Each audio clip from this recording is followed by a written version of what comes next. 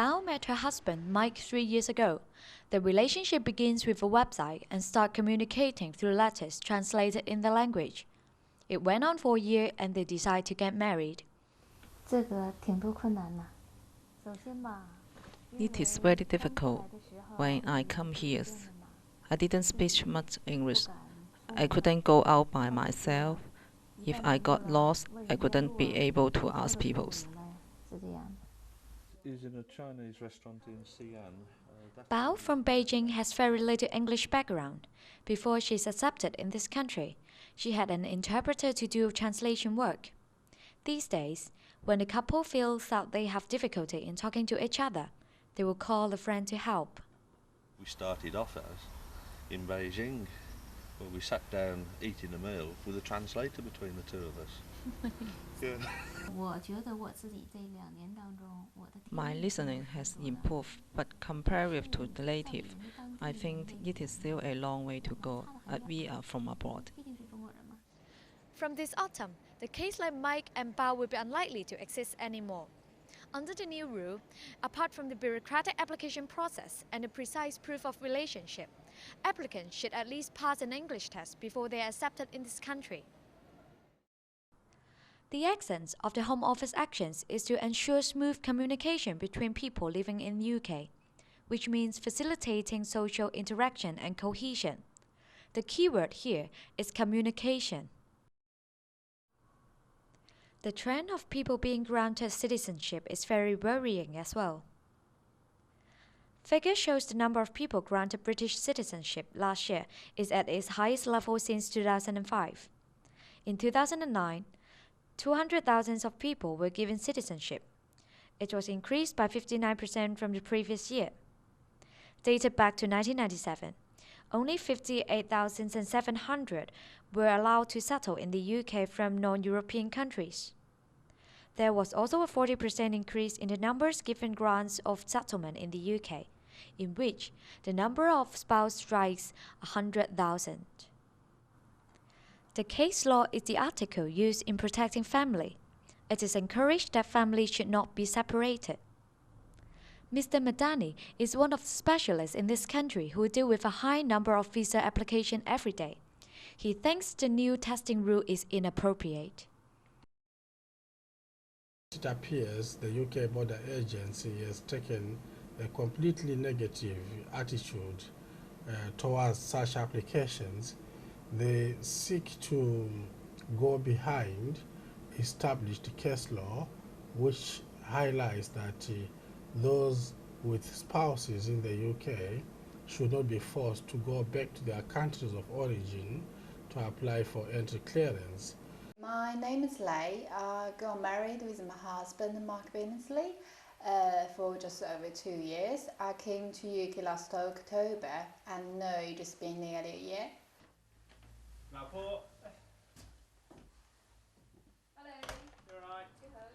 Lei met her husband at a language school while her husband was doing a Mandarin course in Beijing. Herself has worked in a British company to familiarize her with the culture as well as the language.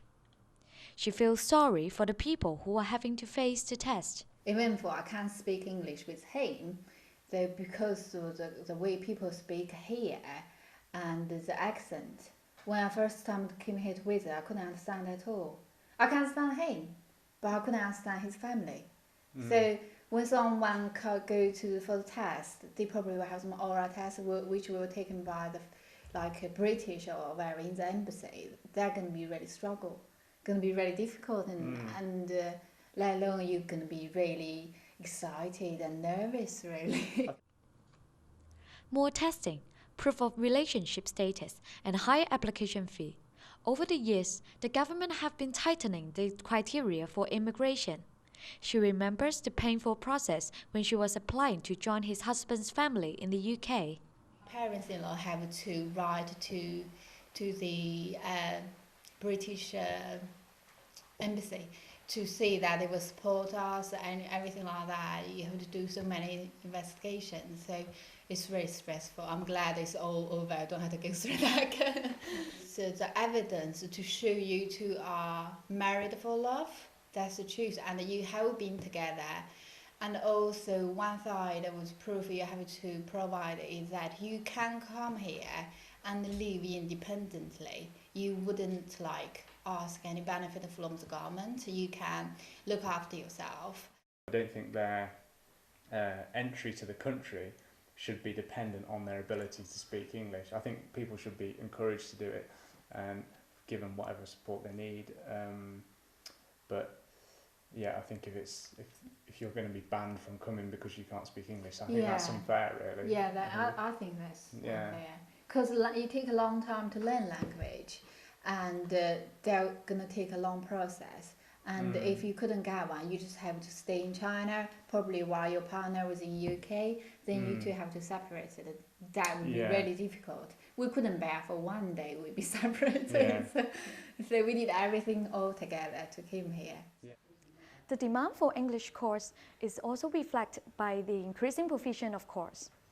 Here in Birmingham Chinese Society, they have co-organized some English course with the local college to brush up people's English. You got to write this down. Write what he said.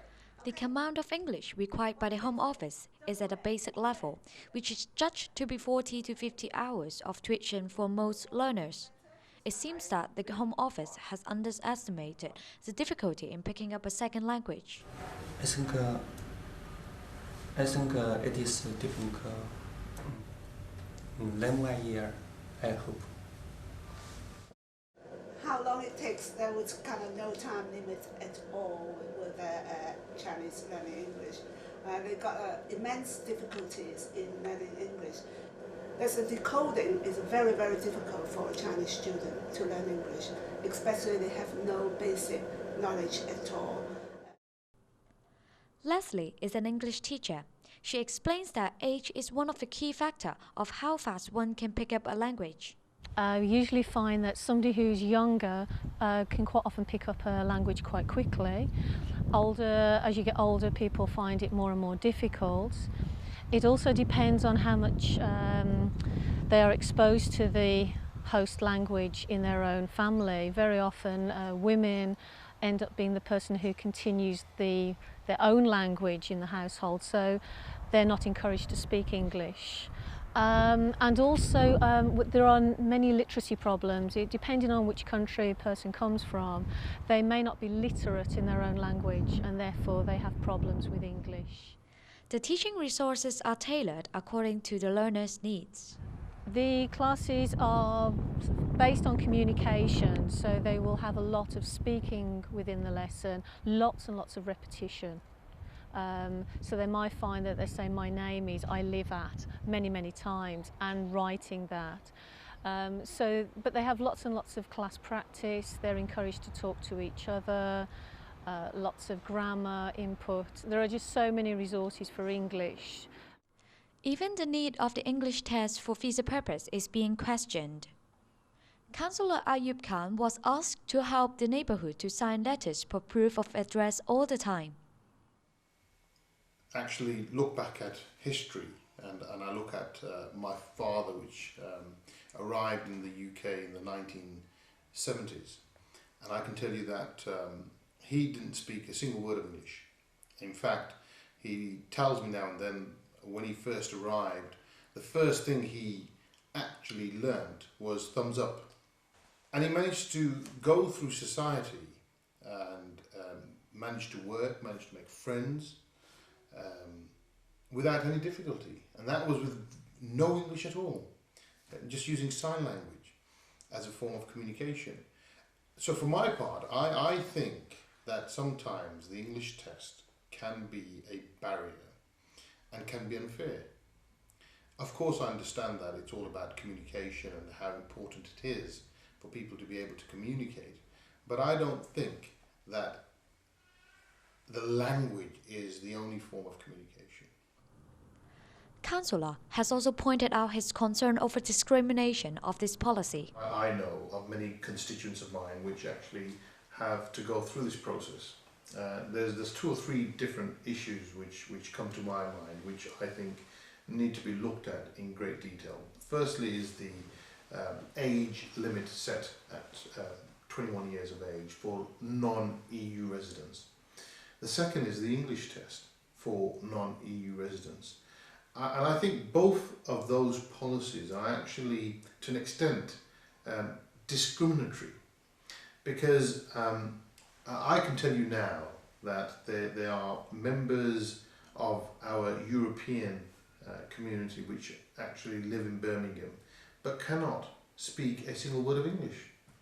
I can tell you with confidence that there are indigenous English people living in this city which cannot pass the English test because there are some very difficult questions. Back to Bao's house. What does Mike think about the new policy? Not if people are coming here to be wives. If you've got a husband coming to work here, then yes, he does need to be able to understand English.